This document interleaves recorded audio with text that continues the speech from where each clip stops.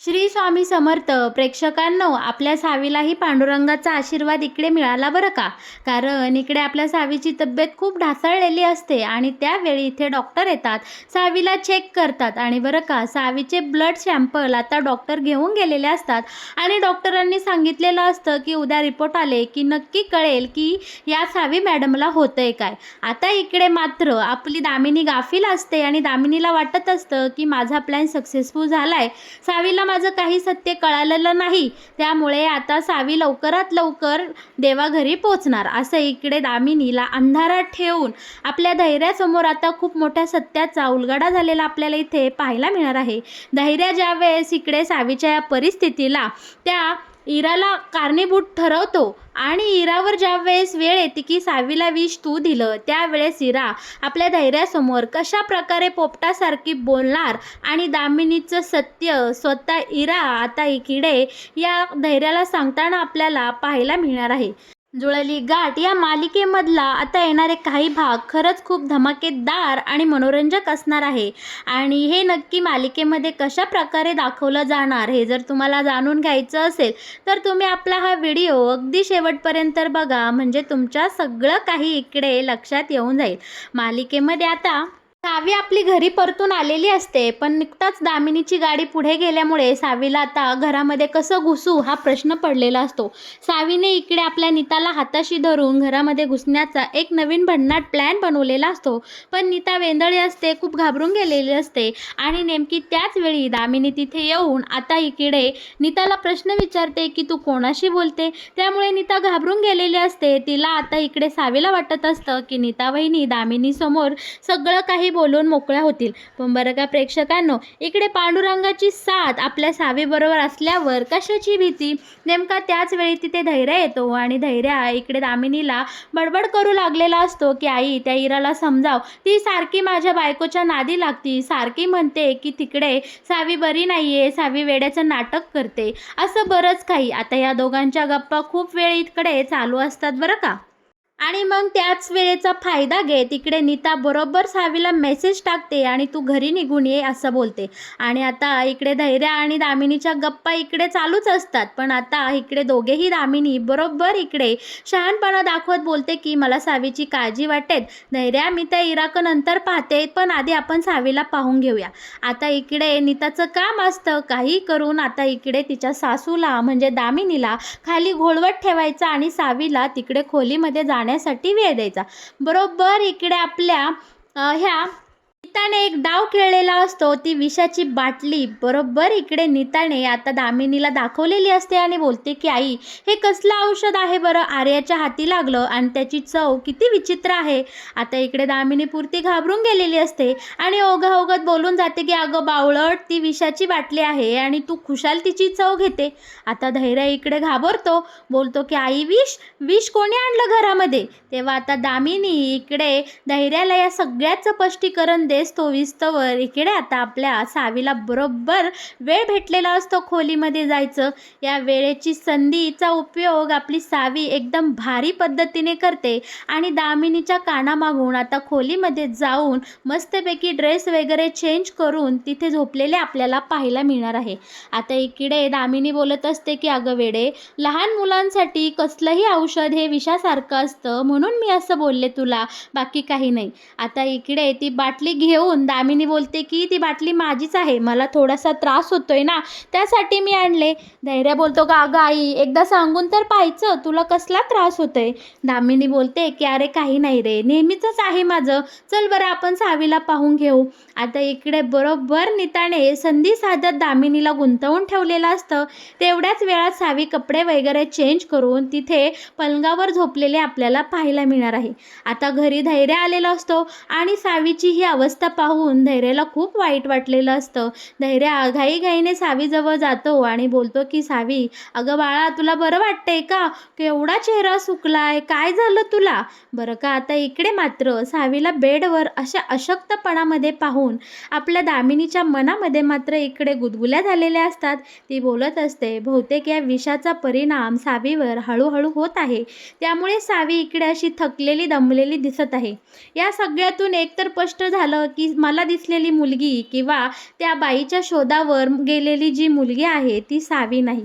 नशीब सावी इकडे पडून आहे. याचा अर्थ खरंच सावीची अवस्था बिकट आहे आणि ती वेडीच आहे. आता दामिनीला इकडे वेगळाच दिलासा मिळालेला असतो आणि ते सगळं पाहून इकडे मुद्दामून सावीची चौकशी करत आता दामिनी तिथनं कल्टी मारताना आपल्याला पाहायला मिळणार आहे. धैर्याला मात्र खूप वाईट वाटत असतं. धैर्या सावीचा हात हातात घेऊन इकडे तिची चौकशी करत असतो. प्रेमाने तिला आंजरत गोंजरत असतो.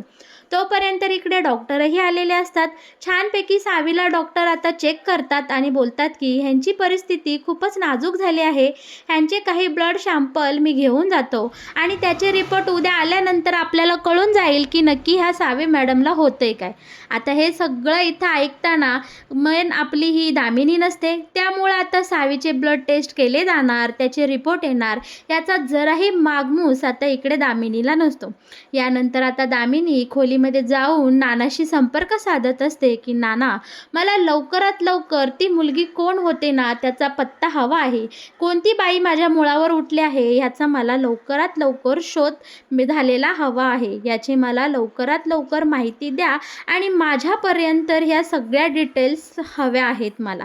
बरं का प्रेक्षकांनो, आता दुसरीकडे मात्र नीता छान सावीसाठी खिचडी बनवत असते आणि नेहमीसारखा डाव टाकायला इकडे दामिनी आलेली असते.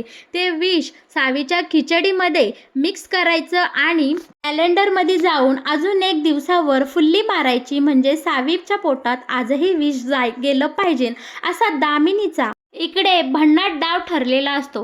आता इकडे नीताने सावीसाठी छान गरम गरम खिचडी भात केलेला असतो आणि ती प्लेट बरोबर इकडे आयत्या बिळावर नागोबा बनत दामिनी येते आणि बोलते की सावीसाठी केलेली खिचडी इकडे आण, मला माझ्या हाताने तिला ती भरवायची आहे. बिचारीला अजिबात बरं वाटत नाही आणि आता इकडे नीताच्या हातातून कशी बशी ती डिश काढून घेत दामिनीने बरोबर नेहमीसारखं कॅलेंडरवर अजून एक फुल्ली मारत ते औषध आता इकडे त्या खिचडी भातामध्ये मिक्स केलेला आपल्याला पाहायला मिळणार आहे. पण या दोघी जावांना, अवंतीला आणि नीताला मात्र खूप टेन्शन आलेलं असतं. त्यांना खूप वाईट वाटत असतं की सावीच्या पोटात आजही विष जाणार, आपल्याला काहीतरी केलं पाहिजे, कारण सावीची तब्येत खूप ढासळली आहे. त्यातल्या त्यात अजून एखादा डोस तिच्या पोटात गेला तर काही खरं नाही. या विचाराने आता इकडे अवंती घाबरून गेलेली असते. बरं का प्रेक्षकांनो, आता इकडे दामिनी धैर्याच्या खोलीत जाते. धैर्याला छानपैकी मऊसूत खिचडी भात आणून देते आणि बोलते की तू गरमागरम हा भात सावीला चार, म्हणजे तिला एकदम छान वाटेल. आता सावी ही थोडी घाबरलेली असते, कारण तिला माहिती असतं दामिनीने एखादा पदार्थ माझ्यासाठी आणला याचा अर्थ त्यामध्ये 100% विष असणारच. पण आता धैर्याला नाही कसं म्हणणार. हो नाही करत इकडे आता पुन्हा एकदा आपली सावी धैर्याच्या हातून ती खिचडी खाऊन घेते. दामिनीला इकडे इतका आसुडे आनंद झालेला असतो काय सांगू. माझी कामगिरी आजही फत्ते झाली, सावीच्या पोटात विष गेलं, या सगळ्या भ्रमामध्ये दामिनी खूप खुश झालेली असते. पण प्रेक्षकांनो, एक आनंदाची बातमी अशा असते की ज्या वेळेस नीताच्या हाती ती विषाची बाटली लागली त्याच वेळेस नीताने त्यातलं सगळं विष काढून टाकून बाटली बदललेली असते. सेम टू सेम तशीच बाटली ठेवून त्यात फक्त पाणी भरून ठेवलेलं असतं. त्यामुळे सावी आता बिनधास्त झालेली असते. इथून पुढे जरीही या दामिनीने सावीला एखादा पदार्थ खायला दिला, त्यामध्ये हे विषाचे थेंब टाकले, तरीही त्याचा काहीही असर आता सावीवर होणार नाही. या कल्पनेने या तिघीही जावा खूप खुश झालेल्या असतात आणि आनंदाने एकमेकींना मिठ्या मारताना आपल्याला पाहायला मिळणार आहे. सावी पोटभर ती खिचडी भात खाऊन घेते धैर्याच्या हाताने आणि छानपैकी प्रेमाने आता ये झोपी जाताना आपल्याला पाहायला मिळणार आहे. पण प्रेक्षकांनो, सुंदर दिवसाची सुंदर सकाळ झालेली असते आणि आज सावीचे जे काही ब्लड सॅम्पलचे रिपोर्ट असतात ते येणार असतात. धैर्य त्या रिपोर्टकडे एकदम डोळे लावून बसलेला असतो, कारण डॉक्टरांनी सांगितलेलं असतं की सावीला होणाऱ्या त्रासाचं कारण उद्याच्या रिपोर्टमध्ये तुम्हाला कळून जाईल. बरं का, दामिनी पूर्णपणे गाफील असते आणि त्या रिपोर्टमध्ये काय येणार ह्याचा जराही अंदाज इकडे आता आपल्या दामिनीला नसणार आहे. बरं का प्रेक्षकांनो, आता इकडे सावीचे रिपोर्ट आलेले असतात आणि डॉक्टरांनीही इकडे धैर्याला स्पष्टपणे सांगितलेलं असतं की धैर्य, सावीच्या शरीरामध्ये आपल्याला विषाचे काही अंश मिळालेले आहे आणि तो विषप्रयोग सावीवर कोणीतरी केला आहे. अगदी थोडे थोडे प्रमाणात सावीच्या शरीरात हा वारंवार केला जाणारा विषप्रयोग आहे. ही बाब खूपच घातक आहे. सावीला कोण अन्न देतं आणि सावीची काळजी कोण घेतं याकडे तुमचं लक्ष नाही का? जर अजून थोडा उशीर झाला असता तर तुमची बायको तुमच्या हातची गेली असते. सावीची नो गॅरंटी होती. सावी या जगातून कायमची निघून गेली असती. आता इकडे धैर्यासमोर एवढा मोठा खुलासा झाल्यानंतर प्रेक्षकांनो, आपला धैर्य काय शांत बसणार आहे का? धैर्याला सावीकडे पाहून खूप रडू येत असतं. सावीची खूप काळजी वाटत असते. पण इकडे नीता आणि अवंतीला बाकी चांगलं वाटत असतं की अखेरीस धैर्य भाऊजींसमोर या विषाच्या प्रकरणाचा काहीतरी पडदा उघडला आणि त्यांना हे सत्य कळालं. आता धैर्य इकडे रागाने पेटून उठलेला असतो. तो पहिलं तर अवंती आणि नीताला बोलावून घेतो आणि बोलतो की वहिनी, सावीच्या अन्नाची सगळी जबाबदारी तुमची आहे. सावी काय खाते, काय ठेवते हे सगळं तुम्ही पाहता. मग सावीवर इतका मोठा विषप्रयोग झाला हे तुमच्या लक्षात कसं आलं नाही? सावीला नक्की तुम्ही काय खायला देता, कोण कोण खायला देतं ह्याची मला इत्थंभूत माहिती हवी आहे.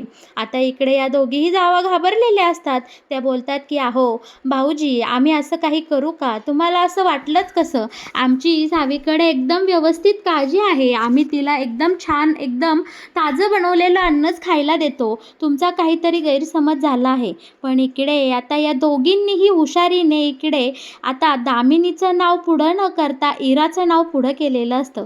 आणि धैर्यालाही आठवत असतं की इरा बोललेली असते की डॉक्टर कशाला, सावीला चेक करायला डॉक्टरांना बोलवायचं नाही. आता धैर्याच्या मनामध्ये एक संशयाची पाल चुकचुकलेली असते की या सगळ्या कारस्थानामध्ये त्या इराचा तर हात नसेल, कारण सावी जर या जगातून निघून गेली तर माझ्यापर्यंत पोचण्यासाठी इराला कसलाही अडथळा मिळणार नाही. ऑलरेडी इरा आता माझ्या सावीच्या जीवावर उठलेली आहे. तिला सावी आवडत नाही आणि तिला सावी या घरातही नको आहे. मग याचा अर्थ असा की या इराने सावीच्या अन्नातून किंवा सावीवर विषप्रयोग केला आहे, असा संशय आता इकडे धैर्याला आलेला असतो. क्षणाचाही विलंब न करता इकडे सावीकडे डोळे भरून पाहून धैर्य थेट आता त्या इराच्या खोलीमध्ये तिला जाब विचारायला गेलेला आपल्याला पाहायला मिळणार आहे. धैर्य मोठमोठ्याने इराला आवाज देत असतो, इरा, इरा लवकर बाहेर ये, कुठं आहेस इरा? आता इकडे लगेच इरा धावत पळत येते आणि बोलते, धैर्य, अहो काय झालं? कशाला माझ्या नावाने ओरडताय? काही हवंय का तुम्हाला? तुम्हाला भूक लागली का? तुम्हाला जेवायला वाढू का? पण आता इकडे धैर्य बोलतो, मला माझ्या प्रश्नाची खरी खरी उत्तरं तू द्यायची आहेस. बरं का प्रेक्षकांनो, आता धैर्य या इराला बोलतो की इरा, अगं तुला लाज वाटली नाही का? तुझे जराही हात कापरले नाही का माझ्या सावीसोबत असं वागताना? अगं मूर्ख बाई, मला मिळवण्याच्या नादामध्ये तू माझ्या सावीसोबत इतक्या खालच्या पातळीला जाऊन वागलीस. तू माझ्या सावीवर चक्क विषप्रयोग केला. नाही तुला या सगळ्याची शिक्षा भोगायला लावली तर नावाचा मी धैर्य नाही. आत्ताच्या आत्ता पोलिसांना फोन करून तुला डायरेक्ट खडी फोडायला जेलमध्ये पाठवतो. आता धैर्य इकडे रागाने लाल झालेला असतो आणि इकडे इराला त्याने खूप भयानक आणि कडक शब्दामध्ये इकडं ठणकावून सांगितलेलं असतं की आता तुझी काही ऐकत नाही. पोलीस येणार आणि तुला जेलमध्ये घेऊन जाणार. पोलिसांचं नाव ऐकून इकडे आता ही इरा खूप घाबरली असते, थरथर कापू लागलेली असते आणि बोलते की धैर्य, अहो तुमचा काहीतरी गैरसमज होतोय. मी सावीवर विषप्रयोग केला नाही. सावीच्या या अवस्थेला मी अजिबात जबाबदार नाही. खरं तर इकडे यात माझी काही चूक नाहीये बरं का. पण आता आपला धैर्य काही या इराचा एक शब्दही ऐकून घेत नसतो. गोंधळलेली इरा आता इकडे गडबडते आणि डायरेक्ट बोलून मोकळी होते की धैर्य, तुमचा काहीतरी गैरसमज होतोय. सावीवर विषप्रयोग करणारी मी नाही तर तुमची आई आहे, आत्या आहे. आत्या सावीवर अन्नातून थोड्या थोड्या प्रमाणात विषप्रयोग करत आहे. यामध्ये माझी काहीही चूक नाही. प्लीज तुम्ही मला पोलिसांच्या ताब्यात देऊ नका. प्रेक्षकांनो, इकडे आता धैर्यासमोर इराच्या मार्फत खूप मोठा खुलासा झालेला असतो की सावीवर विषप्रयोग करणारी बाई दुसरी तिसरी कुणीही नसून त्याचीच आई दामिनी मुजुमदार आहे असा. आता मात्र इकडे धैर्याच्या पायाखालची पुरती जमीन सरकलेली असते आणि त्याला या इराच्या बोलण्यावर अजिबात विश्वास नसतो बरं का प्रेक्षकांनो. दामिनीचं नाव ऐकताच इकडे धैर्य ह्या इराचं थोबाड फोडतो आणि बोलतो की तुझी हिंमत कशी झाली स्वतःचे गुन्हे माझ्या आईवर ढकलायची. पण आता इकडे आपली इरा बोलते की अहो धैर्या, तुम्ही मला मारा हाणा काहीही करा, पण सावीच्या या अवस्थेला मी अजिबात जबाबदार नाही. तुमच्या आईनेच म्हणजे आत्यानेच सावीवर विषप्रयोग केला आहे, कारण त्यांना सावी आवडत नाही. त्या त्यांच्या मार्गातला अडथळा आहे. त्यासाठी त्यांनी सावीवर हा विषप्रयोग केला, जेणेकरून सावी लवकरात लवकर मरेल आणि त्या मधुसूदनची केस कायमची बंद होईल. बरं का प्रेक्षकांनो, आता इकडे इराच्या मार्फत पुन्हा अजून एक खुलासा आपल्या धैर्यासमोर होता होता वाचलेला असतो, तो म्हणजे मधुसूदनची केस. सावीच्या वडिलांचं नाव, आई आणि या सगळ्याचा संबंध नक्की काय, या सगळ्याचा शोध आपला धैर्या तर घेणार आहेच. पण सावीवर विषप्रयोग करण्यासाठी धैर्या त्याच्या आईला नक्की काय शिक्षा देणार? आता दामिनीला नक्की काय शिक्षा होणार? धैर्या दामिनीला पोलिसांच्या ताब्यात देईल का? तिला चांगली शिक्षा होईल का? हे सगळं आपल्याला येणाऱ्या भागामध्ये पाहायला मिळणारच आहे. तुम्हाला जर इथून पुढे नक्की या मालिकेत काय घडत जाणार हे जर सगळ्यात आधी जाणून घ्यायचं असेल तर तुम्ही आपल्या या चॅनलला नक्की सबस्क्राईब करा आणि हो, आपल्या व्हिडिओला लाईक केल्याशिवाय अजिबात कुठे जाऊ नका. तर मग प्रेक्षकांनो, तुम्हाला आजचा हा ट्विस्ट आवडला का? जुळली गाठ ग या मालिकेत येणारा हा नवीन ट्विस्ट तुम्हाला आवडला का? हे नक्कीच मला आपल्या कमेंट बॉक्सद्वारे कळवा बरं का. धन्यवाद.